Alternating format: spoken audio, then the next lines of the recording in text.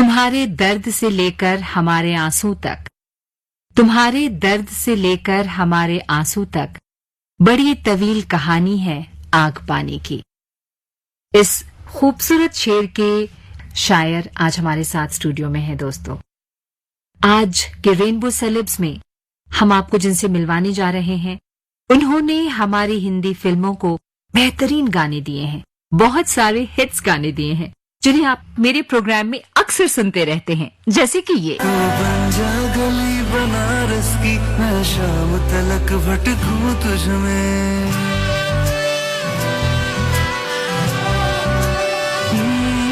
तू बन जा गली बनारस की, मैं शाम तलक भटकूं तुझ में। तेरी बातें चटपट चाट सी है, तेरी आंखें गंगा घाट सी है, मैं घाट किनारे सो जाऊं, फिर सुबह सुबह जागूं तुझ में। तू बन जा गली बनारस की, मैं शाम तलक भटकूं तुझ में। तू बन जा गली बनारस की, मैं शाम तलक भटकूं तुझ में।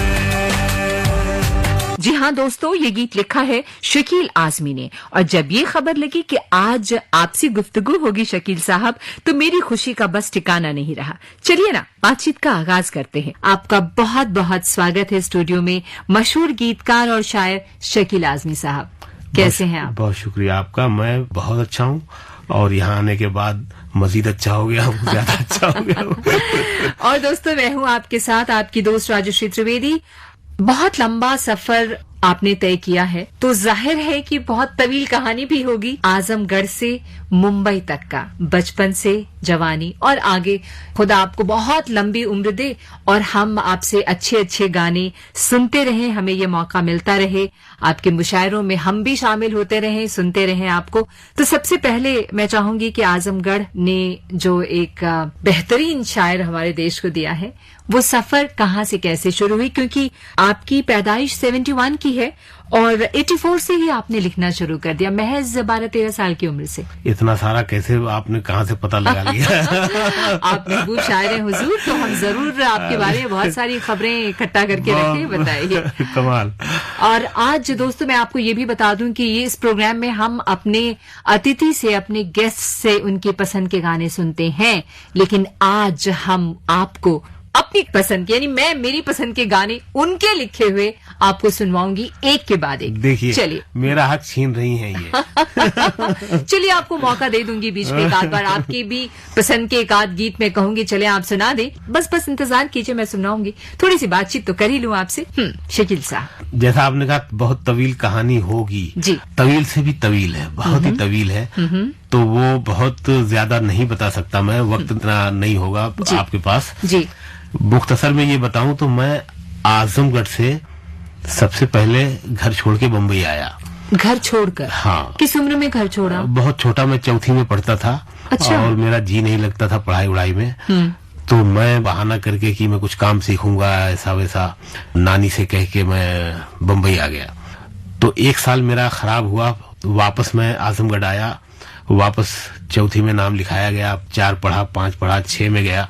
मतलब मुंबई आए, फिर वापस आजमगढ़ आए, फिर वापस। तो 6 में मैं पढ़ाई कर रहा था और फिर मैं पढ़ाई छोड़ के भाग गया, फिर वापस बम्बई। अच्छा जी, ये भागम भाग तो हो रही थी। बस जी नहीं लगता था, मतलब कुछ शायद बनना था, शायरी की तरफ जाना था। अभी तक मैं शायर नहीं हुआ था। शायर बनता नहीं, शायर पैदा होता है बिल्कुल। और ये गॉड गिफ्टेड होता है शायर, सबको ये सीखने से नहीं होता, ये पैदा होता है।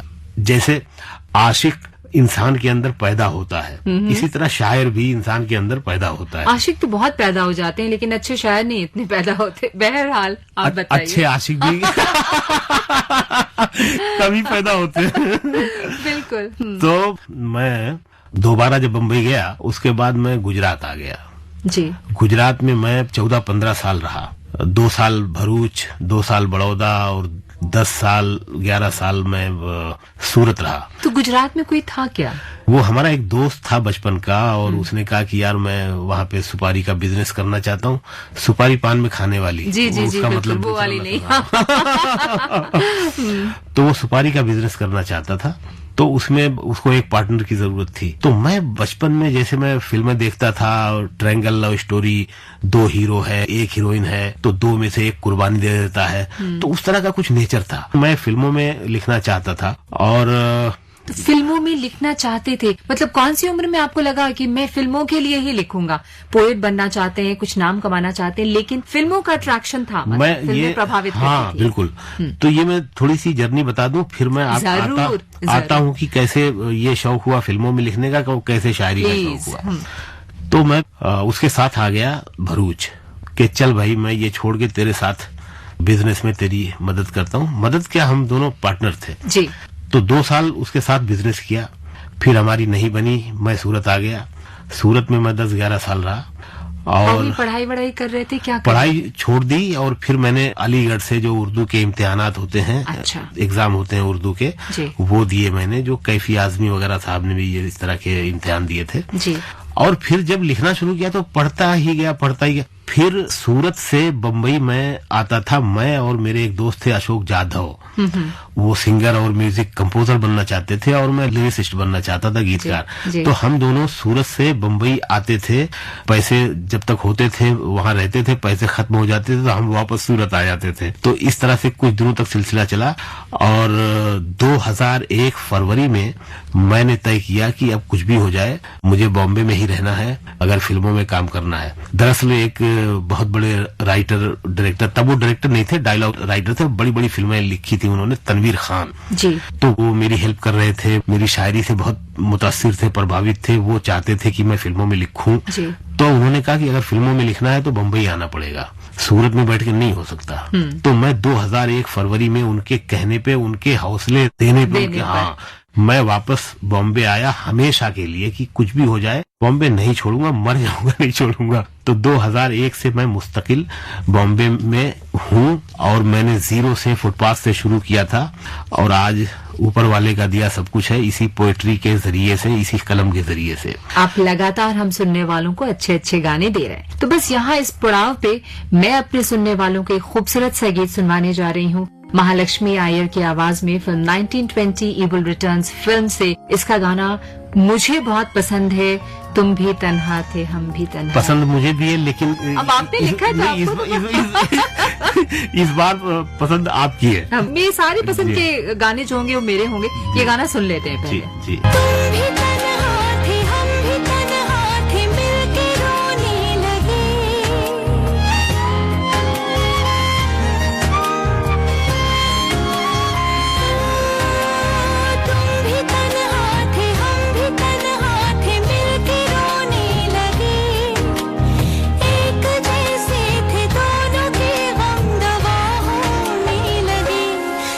मुस्कुराते, तुझ में गुनगुना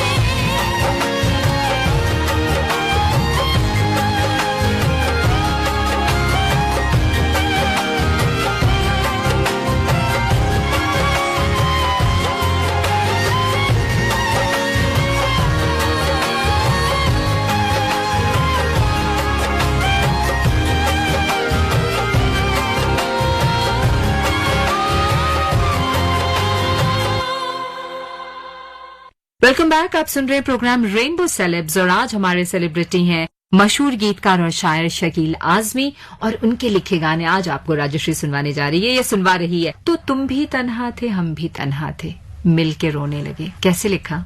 ये विक्रम भट्ट साहब की फिल्म थी और वो मुझ पे बड़ा भरोसा करते थे। उस जमाने में हमारी मुलाकात कम होती थी और जो म्यूजिक डायरेक्टर थे वो उनके फर्स्ट कजिन थे चिरंतन भट्ट। तो मैं दिल्ली में ही था किसी मुशायरे में जी। गाना जब ये लिखा जाना था तो चिरंतन का मुझे फोन आया कि वो मुझे बापू कहता, मैं भी उसे बापू कहता हूँ, गुजराती है ना। तो बापू ये गाना करना है और ये सिचुएशन है और विक्रम ने ऐसा बोला है, ऐसा बोला है, ऐसा बोला है। वो विक्रम भाई भी नहीं बोलता, विक्रम भट्ट को सीधा विक्रम ही बोलता है। छोटा है हालांकि विक्रम भाई तो छोटा है। तो मैंने कहा यार मेरी बात कराओ, जब तक डायरेक्टर से बात नहीं होती पूरा क्लियर नहीं होता। फिर लाइन पे लिया विक्रम भाई को और उन्होंने बताया मुझे, कहानी नहीं सुनाई। उन्होंने मुझे कहा कि शकील भाई ये जो गाना है ये दो लोगों का अपना अपना माजी है, अपना अपना पास्ट है और दोनों ने अपने अपने लवर खोए हैं, है ना। और ये दोनों तन्हा हैं और ये दोनों तन्हा लोग जब मिलते हैं एक सिचुएशन पर तो दो तन्हा लोगों का क्या गाना होना चाहिए, सिर्फ इतना ही बताया था। फिर मैंने ये गाना लिखा, तुम भी तन्हा थे हम भी तन्हा थे, मिल के रोने लगे, एक जैसे थे दोनों के गम दवा होने लगे। तो ये गाना जब मैंने फिल्म में देखा सिचुएशन के साथ, कहानी मुझे पता नहीं थी, तो वो इतना सिचुएशन पर करेक्ट आया था वो गाना कि मुझे भी लगा कि यार क्या बात है। और क्योंकि मुझे कहानी नहीं मालूम थी और वो दोनों कैरेक्टर जिन दो कैरेक्टरों से खोए हुए थे, बिछड़े हुए थे, वो दोनों ही वही थे। मतलब चार लोग नहीं थे, यही दो लोग थे और दोनों को पता नहीं था कि हम दोनों एक दूसरे से बिछड़े हैं। ऐसी सिचुएशन थी। तो फिल्मों में लिखना आसान लगता है ज्यादा, या जो आप अपनी गजलें लिखते हैं आपको लगता है कि वो बिल्कुल कहीं कोई किसी तरह का डिक्टेशन नहीं है कि ये लिखना है या ये लिखना है? आपकी नज़्मों और गजलों की बात करें। नज़्मों और गजलों जो हम साहित्य के लिए लिखते हैं, लिटरेचर के अदब के लिए लिखते हैं, वो ज्यादा आसान है। आसान इन मानों में है कि हम उसमें पूरी तरह से आजाद हैं। हमें किसी की सुननी नहीं है, ना तो किसी को जवाब देना, ना तो किसी को खुश करना है। फिल्म का जो गाना है उसमें बहुत जिम्मेदारी होती है गीतकार की, और अगर गीतकार साहित्य से आया हुआ है, उसको मीटर की समझ है, उसको पोएट्री की समझ है, उसको पोएट्री के ग्रामर की समझ है, उसके कानून की समझ है, अल्फाज की समझ है, शब्दों की समझ है, तो उसके लिए और भी ज्यादा मुश्किल हो जाता है। क्योंकि फिल्म की कहानी, सिचुएशन, उसके बाद कैरेक्टर, उनकी भाषा और फिल्म का कहानी का बैकड्रॉप, इसके बाद डायरेक्टर की अपनी खुद की पसंद। हर डायरेक्टर का एक मिजाज होता है। एक फिल्म बना रहा है एक कहानी पे डायरेक्टर, जो कई कहानियों पे फिल्में बना चुका है या बनाएगा एक ही आदमी, लेकिन उसका अपना एक खुद का मिजाज होता है, खुद का जहन होता है। हमें उस जहन तक, उस मिजाज तक भी पहुंचना होता है कि इनको क्या पसंद है। दूसरी बात, म्यूजिक कंपनी जो म्यूजिक खरीदती है, जो हमारे गाने खरीदती है और जो उसको प्रोड्यूस करती है, उसका अपना जो बिजनेस उससे जुड़ा हुआ है कि वो गाना हिट होना चाहिए। सारी चीजों को मद्देनजर रखते हुए फिर उसमें शकील आजमी भी जिंदा होना चाहिए, लगना चाहिए कि शकील आजमी का गाना है। बिल्कुल। उसमें कुछ लाइन ऐसी आए कि लगे कि क्या लिख दिया, सिग्नेचर। हाँ। तो बस मैं अब सुनवा रही हूँ अपने लिसनर्स को फिल्म जिद का सुनिधि चौहान की आवाज में ये खूबसूरत गाना।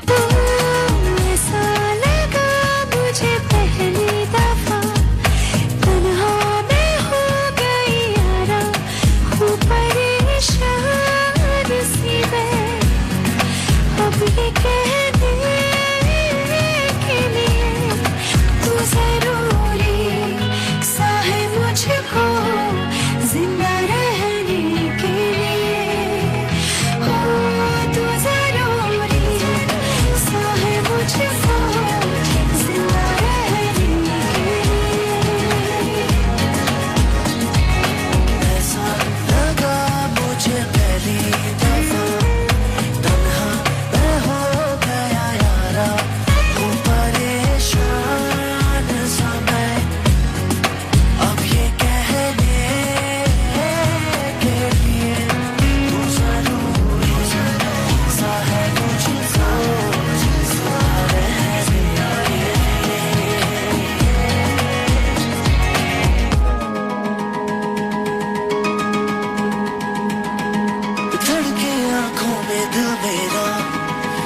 करीब आऊं तेरे। देखूं मैं जब भी आईना, हाँ तू ही रूबरू रहे मेरे। इश्क की मौज में आजा पहने के लिए। तू जरूरी सा है मुझको जिंदा रहने के लिए। तू जरूरी सा है मुझको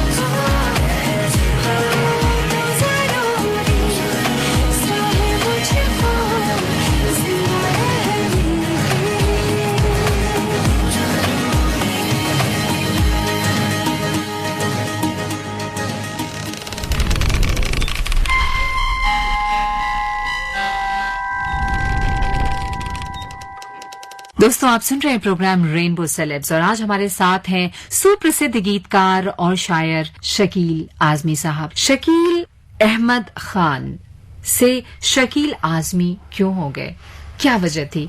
आजमी साहब से बहुत ज्यादा प्रभावित थे। अच्छा, ये भी पता कर लिया कि मैं अहमद था। अरे कमाल है। पता नहीं कहाँ से लिया होगा आपने, खैर कहीं से तो लिया है। हाँ, तो मुझे जो घर से नाम मिला तो शकील अहमद नाम था और सरनेम खान। ये जो अहमद है ना जी, अहमद या मोहम्मद जो मुस्लिम नामों के साथ लगे होते हैं जी, ये ऐसे ही हैं जैसे कुमार, प्रसाद, एक दुम छल्ला जोड़ देते हैं। हाँ। नाम होता है शकील या कुछ भी, उसके साथ जो अहमद मोहम्मद लगा है वो नाम नहीं, ऐसे ही लग गया है। ऐसे ही लग गया। हाँ। हाँ। तो मैंने सोचा कि यार मेरा जो पेन नेम है, जो कलमी नाम है मेरा, उसमें शकील है ही। और फिर मैंने आजमगढ़ की वजह से कैफी आजमी साहब की शोहरत को देखते हुए आजमी लगाया हुआ है। हाँ। वो अच्छा भी लगता है मुझे, तो क्यों ना मैं ये अहमद को निकाल दूं, तो एक ही नाम हो। अब वो दो नाम, कलमी नाम शकील आजमी और ये शकील अहमद, तो मैंने अहमद को निकाल दिया। मैंने उसका गैजेट वगैरह भी करवा लिया है। तो अब मैं शकील आजमी हूँ, शकील अहमद नहीं हूँ।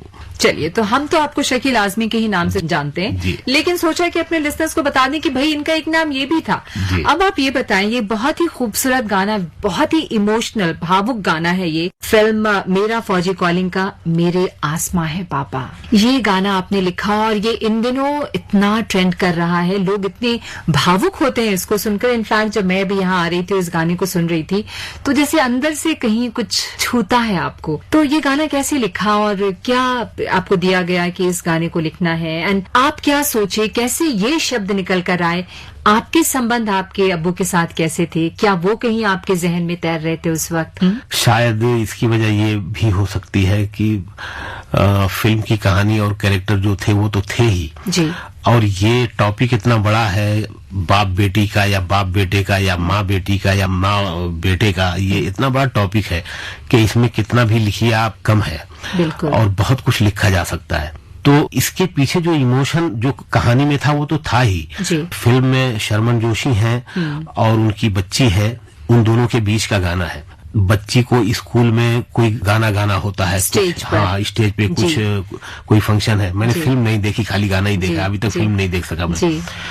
तो वो बच्ची अपने बाप के ताल्लुक से जो इमोशन है वो शेयर करती है उस गाने में। मुझे लगता है कि वहां से जो मैं प्रभावित हुआ कहानी से और सिचुएशन से, वो तो ठीक है जी। लेकिन मेरी जो अपनी जाती जिंदगी है उसमें ना तो मुझे माँ का प्यार मिला ना बाप का प्यार मिला, क्योंकि मैं बहुत छोटा था, मेरी माँ की डेथ हो गई, माँ का चेहरा भी याद नहीं है, बाप ने दूसरी शादी कर ली। तो हमारी जो परवरिश हुई, हमारा जो पालन पोषण हुआ, वो हमारी नानी ने किया, हमारे मामू ने किया, हमारी ममानी ने किया, नाना ने किया, तो ननिहाल में। जी। तो मैं बाप के प्यार के लिए तरसा हुआ बच्चा, माँ के प्यार के लिए तरसा हुआ बच्चा। माँ तो थी नहीं, बाप तो थे, वो कभी कभी आते भी थे। जी। तो शायद वो बाप बेटे का या माँ और बेटे के बीच का जो एक रिश्ता है, वो रिश्ता जो इतना खाली खाली है, एक खला है, वो शायद कहीं मेरे अंदर बहुत गहराई तक है। इसलिए शायद मैं इतना ज्यादा इमोशनल लिख पाया ये गाना, और इतनी सच्चाई और ईमानदारी गाने में आ सकी कि जो सुनता है उसको टच करता है, उसको छूता है ये गाना। चलिए हम अपने लिसनर्स को ये गीत सुनवाते हैं। आम के उंगली चलना सिखाया, राह में गिर के संभलना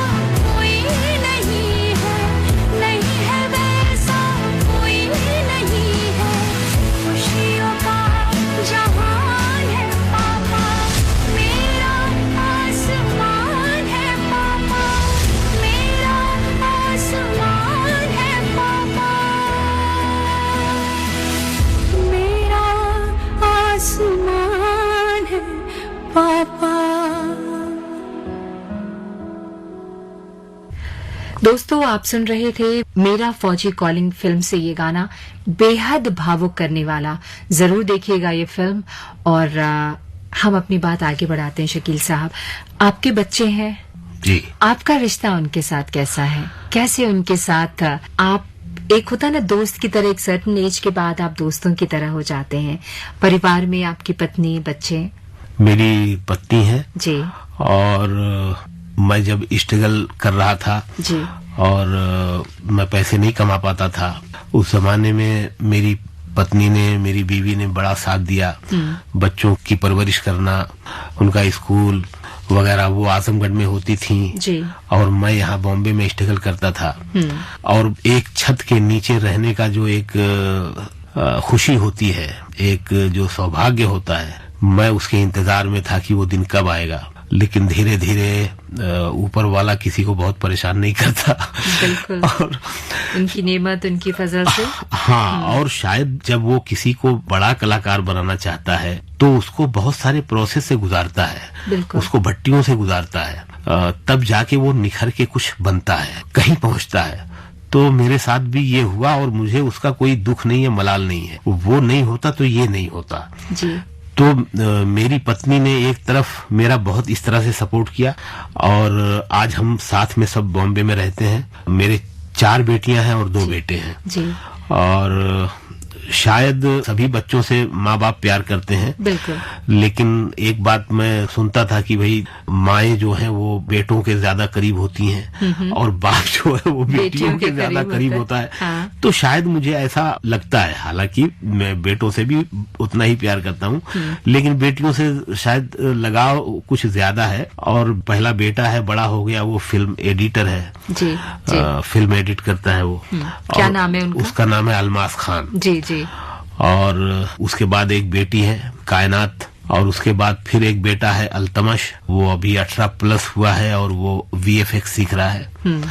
उसके बाद बेटी है सदफ, वो पढ़ने में बहुत अच्छी है, डॉक्टर बनना चाहती है, तो हम उसको पढ़ा रहे हैं। बिल्कुल। उसके बाद शाजिया है और उसके बाद सबसे छोटी जो आयशा है। तो ये सब पढ़ रहे हैं। मैं अपनी पसंद का अगला गाना अपने लिसनर्स को सुनवाने जा रही हूँ। Film article 15 super hit film और सुपर हिट गाना इंतजारी। आपने भी बहुत इंतजार किया इस दिन का, आपने कहा बहुत तवील कहानी रही है। तो यहाँ पर आपको मैं सुनवा रही हूँ ये सुपर हिट गाना बेहद खूबसूरत आवाज में। आना अभी जाना इंतजारी है तेरी,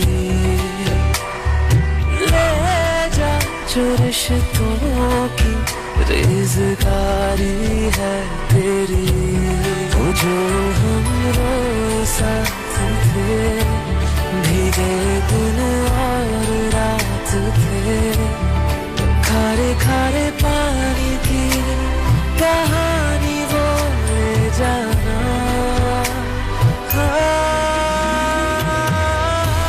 आना भी जाना इंतजारी है तेरी, ले जा जो रिश्तों की रेज़गारी है तेरी। बाटे खट्टे मीठे का मजा है, ज़बां पे अभी ताज़ा साथिया। चाँद देखा था जो हमने 4 आँखों से, कभी कैसे देखूं उसको तन्हा साथिया। रात बाटे संग बाटे खट्टे मीठे का मजा है, ज़बां पे अभी ताज़ा साथिया। चाँद देखा था जो हमने 4 आँखों से, कभी कैसे देखूं उसको तन्हा साथिया। ओ कभी यूं ही तकना तुझे, यूं ही देखना, कभी बैठे बैठे यूं ही तुझे सोचना।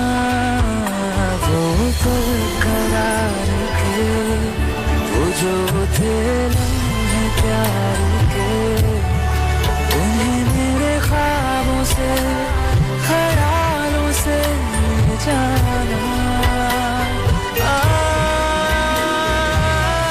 आना भी जाना इंतजारी है तेरी। रिश्तों की रेज़दारी है तेरी।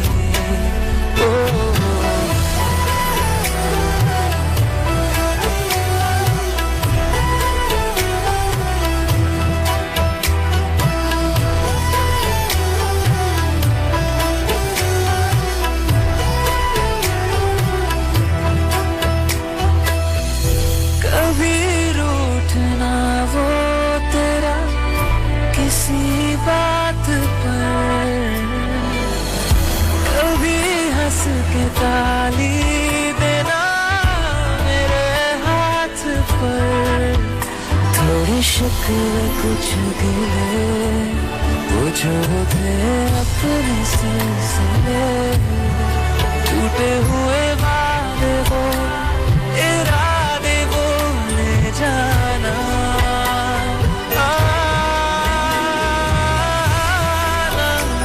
भी जाना इंतजारी है तेरी। ले जा जो रिश्तों की रेज़दारी है तेरी। संग बाटे खट्टे मीठे का मजा है ज़बां पे अब भी ताज़ा साथिया। चांद देखा था जो हमने चाहे आँखों से कभी, कैसे देखूं उसको तन्हा साथिया। बातें काटे संग बातें खट्टे मीठे का मजा है ज़बां पे अब भी ताज़ा साथिया। चांद देखा था जो हमने चाहे आँखों से कभी, कैसे देखूं उसको तन्हा साथिया।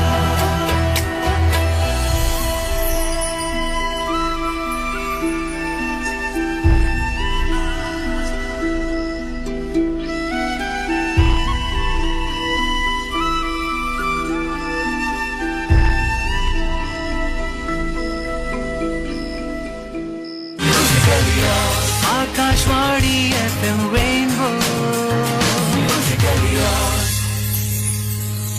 आप सोच रहे होंगे लिसनर्स कि राजश्री आज एक बार भी उन्होंने अपने अतिथि से ये नहीं पूछा कि आपकी पसंद का अगला गाना कौन सा है, लेकिन मैं पूछ लूंगी आपसे क्योंकि आपको भी ये मौका देना जरूरी है। जब ये गाना आया मेरा आसमान है पापा, आपकी बिटिया ने क्या कहा आपसे? मेरी बेटियों को बहुत पसंद है ये गाना, वो अक्सर सुनती हैं। और ये गाना अभी इस साल SWA अवार्ड में नॉमिनेशन हुआ है इस गाने का, और 150 गानों में से कुछ 4-5 गाने चुने गए हैं।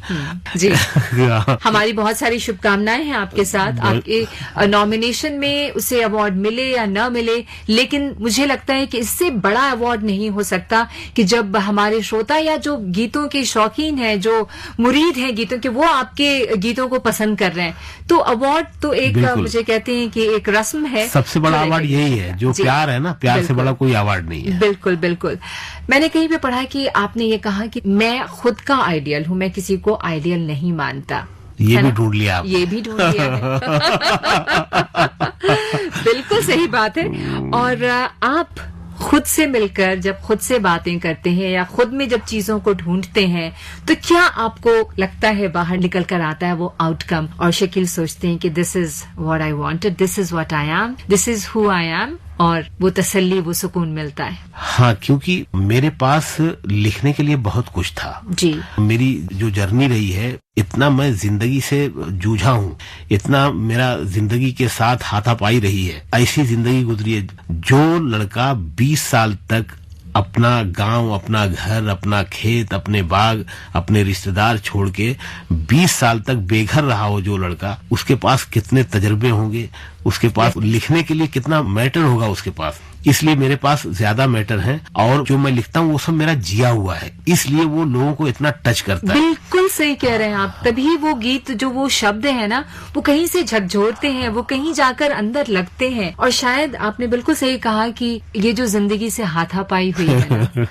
वो सारे शब्द बुन बुन कर, वो जो एक एक पत्थर जिसपे आप चलते हुए आपके पैर जख्मी हुए होंगे, आपका दिल जख्मी हुआ होगा, कई तरह के अनुभव हुए होंगे, लेकिन कैसा तराशा है वक्त ने, कि हमारे सामने आज इतना खूबसूरत महबूब शायर शकील आजमी बैठे हुए हैं और मैं उनसे बात कर रही हूँ। मैं इस बात से बहुत अपने खुदा को शुक्रिया अदा कर रही हूँ कि मुझे आपसे बातचीत करने का मौका मिल रहा है शकील साहब। बहुत शुक्रिया राशि जी। फिल्म एक आई थी शादी में जरूर आना जी, और उसका एक गाना है, बहुत ही प्यारा गाना, तू बन जा गली बनारस की, मैं शाम तलक भटकूं तुझ में। जी, क्या बात है, क्या सोचा, कैसे डिस्क्राइब किया इतना खूबसूरत बनारस को। मुझे लगता है इतने गाने बनारस पे लिखे गए हैं, लेकिन बिल्कुल अलग किस्म का ये गाना है। इस गाने पे हम बात करेंगे, तो करें ना, इसके पीछे बताएं की कहानी बताता मैं हूँ बता, आपको। प्लीज बताएं।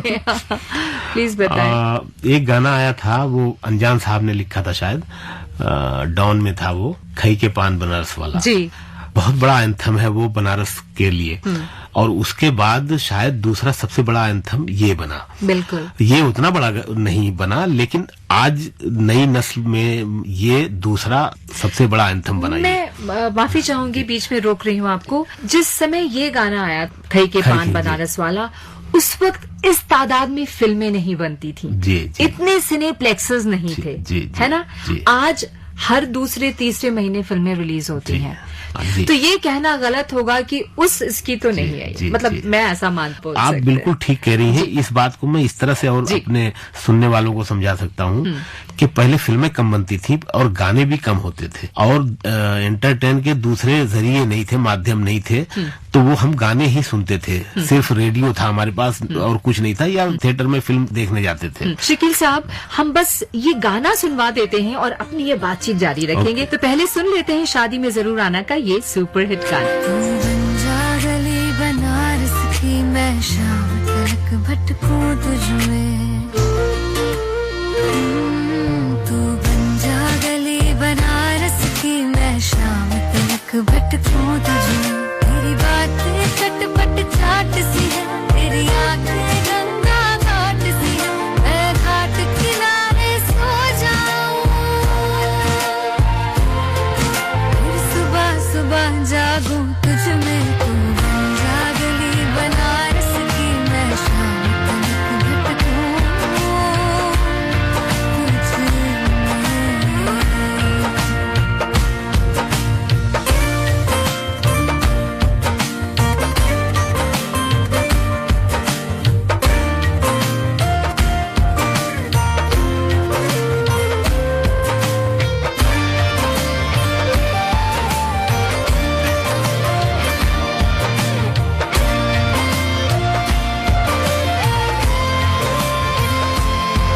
मेरे चांद गुजर मेरी खिड़की से, तुझे माथे पे अपने सजा लूं मैं,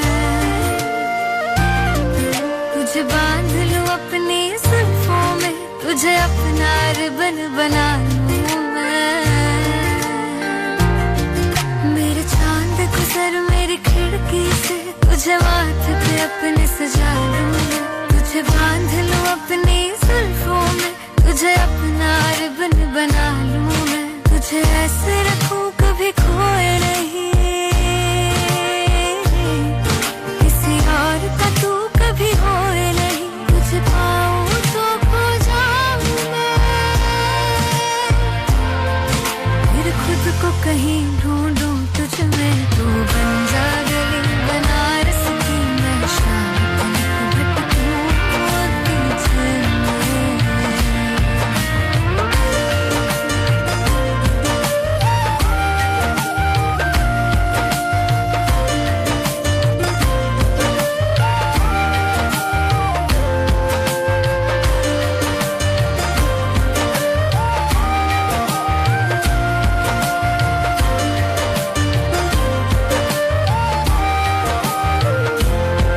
मुझे घर से भगा ले जा एक दिन, तेरे साथ फिरूं मैं सैलानी। तू हवा है मैं घंघोर घटा, मुझे छेड़ के कर पानी पानी। मुझे घर से भगा ले जा एक दिन, तेरे साथ फिरूं मैं सैलानी। तू हवा है मैं घंघोर घटा, मुझे छेड़ के कर पानी पानी। मेरी खुशियों में मेरे गम में तू, मेरे इश्क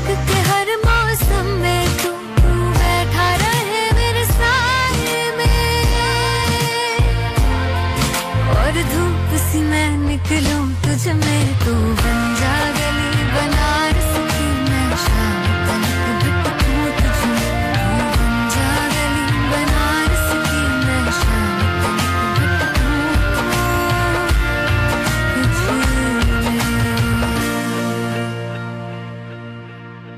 जी, तो आप बता रहे थे इसकी कहानी, इसके पीछे की कहानी। जी, तो मैं ये बता रहा था कि आज जो गाना आता है वो थोड़ा सा कामयाब होता है जब दूसरे हफ्ते एक दूसरा गाना आता है, उसको हटा के उसकी जगह ले लेता बिल्कुल। है। तो ऐसे माहौल में अगर कोई गाना इतना बड़ा हो जाए तो वो बहुत बड़ी बात है, जैसा कि अभी आपने कहा। जी। तो मैं इस गाने की कहानी आपको बताता हूँ कैसे ये गाना वजूद में आया। जी। इस फिल्म की डायरेक्टर हैं रत्ना सिन्हा जी, जो अनुभव सिन्हा साहब की वाइफ हैं। जी। तो मुझे बुलाया अनुभव सिन्हा साहब ने और रत्ना सिन्हा जी ने, दोनों ने बुलाया ऑफिस में और मुझे एक सिचुएशन बताई कि ऐसा ऐसा है। पहले कहानी थोड़ी थोड़ी मुझे मोटी मोटी रत्ना जी ने सुनाई। जी।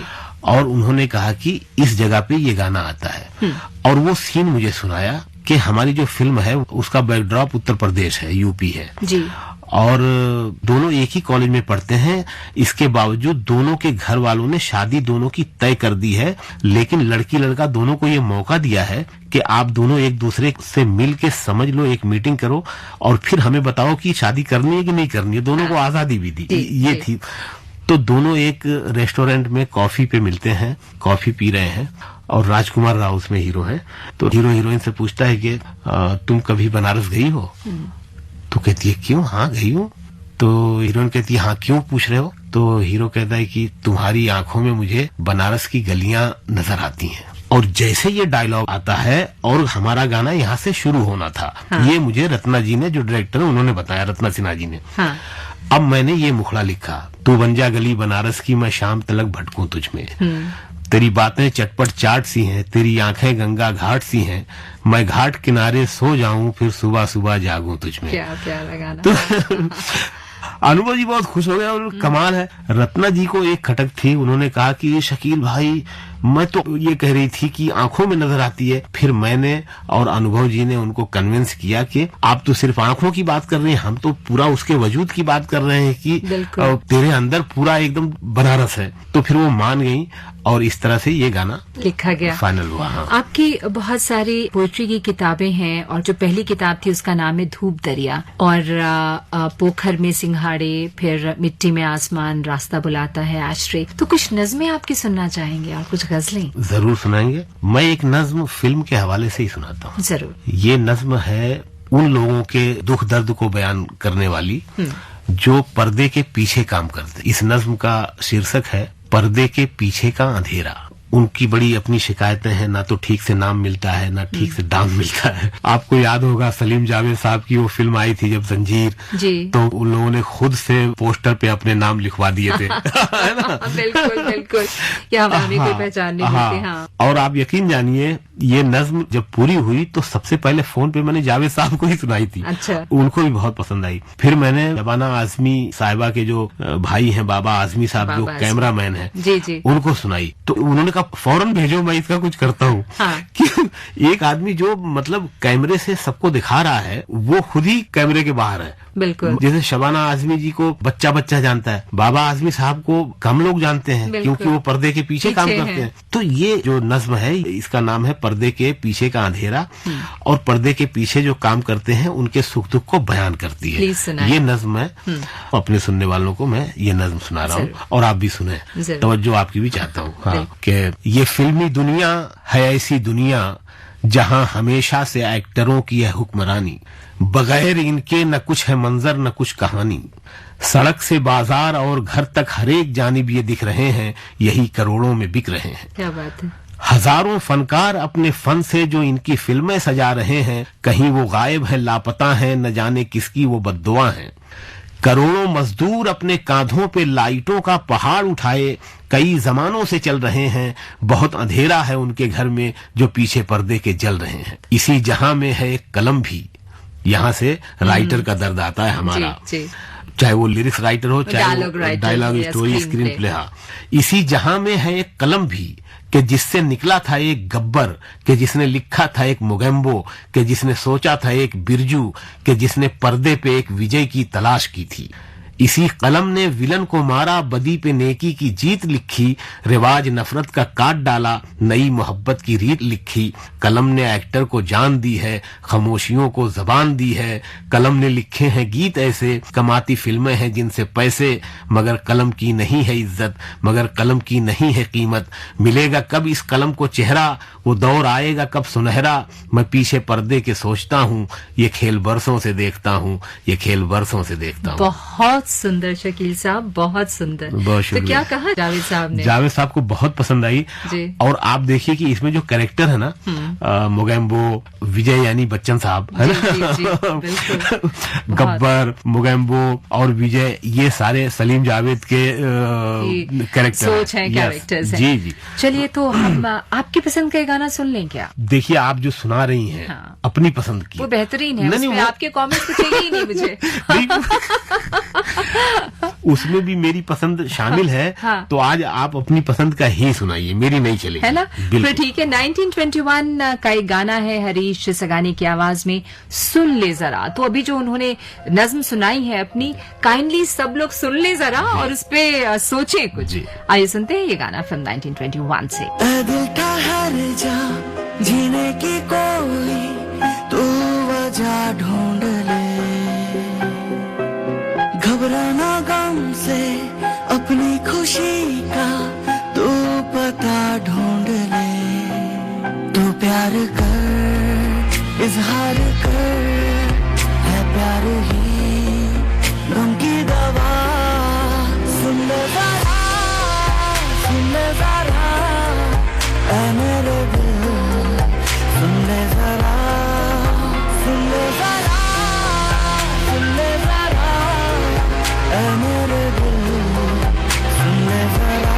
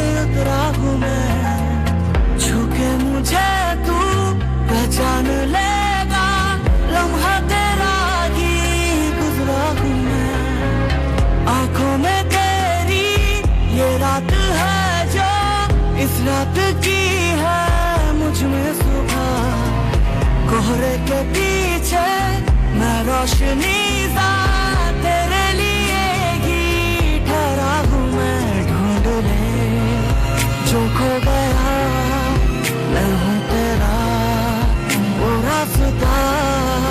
सुन ले जरा, सुन ले जरा, ऐ मेरे दिल, सुन ले जरा, सुन ले जरा, सुन ले जरा, ऐ मेरे दिल, सुन ले जरा।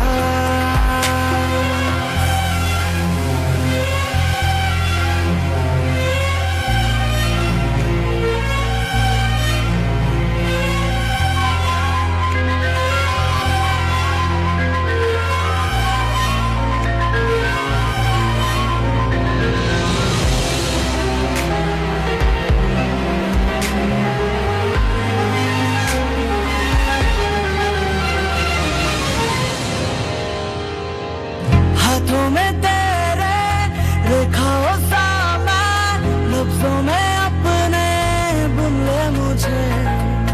आवाज क्या दूं मैं बेसदा हूँ, धड़कन में अपनी सुन ले मुझे। मैं जिंदगी हूँ, जी ले मुझे तू, आंसू हूँ तेरा, पी ले मुझे।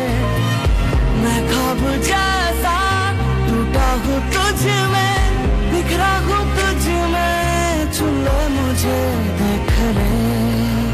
तुझ में हूँ मैं, तू ही मेरा है आईना। सुन ले जरा, सुन ले जरा, ऐ मेरे दिल, सुन ले जरा, सुन ले जरा, सुन ले जरा, ऐ मेरे दिल, सुन ले जरा।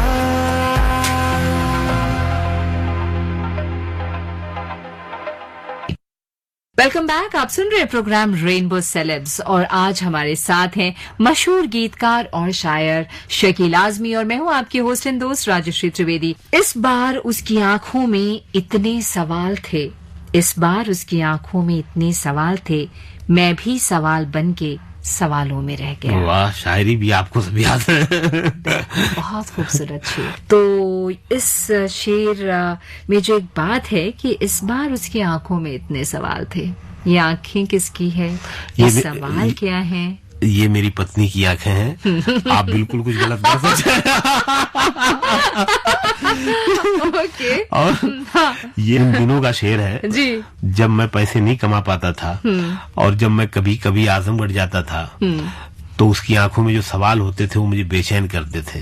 वो बेचारी कुछ कहती नहीं थी, लेकिन उसकी आंखों में जो सवाल थे, जो कमियां थी, जो मैं पूरा करना चाहता था नहीं कर पाता था, ये बिल्कुल बीवी के लिए कहा गया शेर है, ये महबूबा का शेर नहीं है। अच्छा, तो एक और शेर सुनाती हूँ आपको कि अपनी मंजिल पे पहुँचना भी, खड़े रहना भी, अपनी मंजिल पे पहुँचना भी, खड़े रहना भी, कितना मुश्किल है बड़े होकर बड़े रहना भी। कितना मुश्किल है शकील साहब, और इस मुश्किलात को आप कैसे फेस करते हैं? मैं शायद अभी इस शेर के लायक नहीं बन पाया हूँ, बनने की कोशिश कर रहा हूँ, होने की कोशिश कर रहा हूँ। ऊपर वाला मुझे तो जरा नवाजी वहाँ तक पहुँचाए कि ये शेर मेरे ऊपर लागू हो। मैं ये शेर अपने उन लोगों के लिए, उन दोस्तों के लिए या उन बड़े लोगों के लिए कोट करता हूँ, जो जैसे मैं अनुभव सिन्हा साहब के लिए कोट करता हूँ, शाहरुख खान के लिए कोट करता हूँ। और आप यकीन जानिए, अनुभव सिन्हा साहब को ये इतना पसंद था, उन्होंने शाहरुख को भेज दिया और फिर वो मुशायरों में पढ़ता हूँ मैं, तो काफी मशहूर। ये बात तो सही है कि मुश्किल तो है, लेकिन बहुत लोग उसको नहीं संभाल पाते, ये भी एक सच है वैसे। बिल्कुल, है ना? बिल्कुल। आम आदमी तक पहुंच पाना। और ये स्टेज का भी, मंच का भी बहुत बड़ा नाम है। आप मुशायरों में जाते होंगे तो कुछ वो भी अनुभव होते होंगे, विदेशों का भ्रमण होता होगा, आपके चाहने वालों की लंबी फहरिस्त होगी, तो फिर वहां पर कैसे खड़े रहना कितना मुश्किल, कितना आसान है? हाँ राजश्री जी, इसमें जो है ये भी एक बड़ी कहानी है। मैं इसको थोड़े से मैं आपको प्लीज जी अपने सुनने वालों को, हमारे सुनने वालों को समझाना चाहूंगा। तो मैं जब मंच पर आया जी, उस जमाने में या तो कोई खूबसूरत लड़की मंच पे कविता सुना रही है तो उसके लिए तालियां बजा देते थे लोग, या कोई हास्य शायर कवि है, कुछ अच्छा हंसा सकता है, उसके लिए ताली बजा देते थे, या कोई तरन्नुम से सुनाता था गा के। तो तहत में जो पढ़ने वाले थे उनके लिए जगह बिल्कुल नहीं थी। तहत में मतलब जो बिना गाए सुनाते हैं, और मुझे आता नहीं था तरन्नुम, तो मैं ऐसे ही सुनाता था। तो एक बार आके मैं वापस चला गया, फिल्मों की तरफ चला गया, स्ट्रगल में लग गया जी। वापस मैं 2006 में आया और उसके बाद से धीरे धीरे धीरे धीरे, और एक तो मेरी जिद ये थी कि जो मैं शायरी साहित्य के लिए लिखता हूँ वही शायरी मैं मंच पे शेयर करूँ। ठीक है, सब नहीं, पूरी किताब नहीं, लेकिन उसमें से ऐसा चुनूं कि जो आसान हो और सटीक हो। जैसे अभी आपने वो शेर सुनाया जी, कि उसमें कितनी बड़ी बात कही गई है और आसानी से कही गई है, तो इस तरह से आसान और गहरी शायरी, और जिसमें बड़ी बात कही गई हो, या कोई अच्छा एंगल, कोई अच्छा नजरिया, कोई अच्छा जाविया पेश किया गया हो, ताकि वो लोगों को पसंद आए। तो मैंने इस तरह से शुरू किया। तो शुरू में मुझे बहुत तकलीफें आई। कई मतलब ऐसे शायर जो कमजोर थे लेकिन वो मंच पे हिट हो जाते थे, मैं फ्लॉप हो जाता था, और मुझे कभी कभी तकलीफ होती थी मैं भी इनके जैसा लिखूं, लेकिन मेरा ज़मीर अंदर से मुझे ये करने नहीं देता था कि मैं अपनी शर्तों पर, और जब आप अपनी शर्तों पर काम करना चाहते हैं, अपनी पसंद का रास्ता चुनते हैं मंजिल की तरफ जाने के लिए, तो आपको तकलीफें बहुत आती हैं। और मैं घर से भागा हुआ वो बच्चा हूँ कि मैंने हमेशा अपने लिए अपनी पसंद का रास्ता चुना है। और यहाँ मंच पर भी मैंने मेरी जिद थी कि मैं अपनी शायरी जो साहित्य के लिए, अदब के लिए, लिटरेचर के लिए लिखता हूँ, वही शायरी मैं मंच पे सुनाऊंगा। करते करते वक्त लगा, लेकिन आज शकील आजमी एक ब्रांड बना है। देर लगी, लेकिन ब्रांड बनने में देर लगती है। बिल्कुल। और आपके लिए ही मैं आपका ही लिखा शेर सुनाती हूँ कि परों को खोल, जमाना उड़ान देखता है, जमीन पे बैठ के क्या आसमां देखता है, मिला है हुस्न तो इस हुस्न की हिफाजत कर, संभल के चल तुझे सारा जहां देखता है। मुझे एक बात फिर यहाँ पे याद आ रही है, आपके गाने बहुत पसंद किए जाते हैं, लेकिन कई बार जो कुछ फिल्में हैं जो बहुत हिट नहीं हुई, तो आपको लगता है वहां पे कोई दुख, वहां पे कोई रोष के काश अगर ये फिल्म भी हिट होती तो ये गाना और ज्यादा लोगों तक पहुंचता? होता है। हम जो फिल्म करते हैं उससे हमारा इतना लगाव होता है बच्चे की तरह,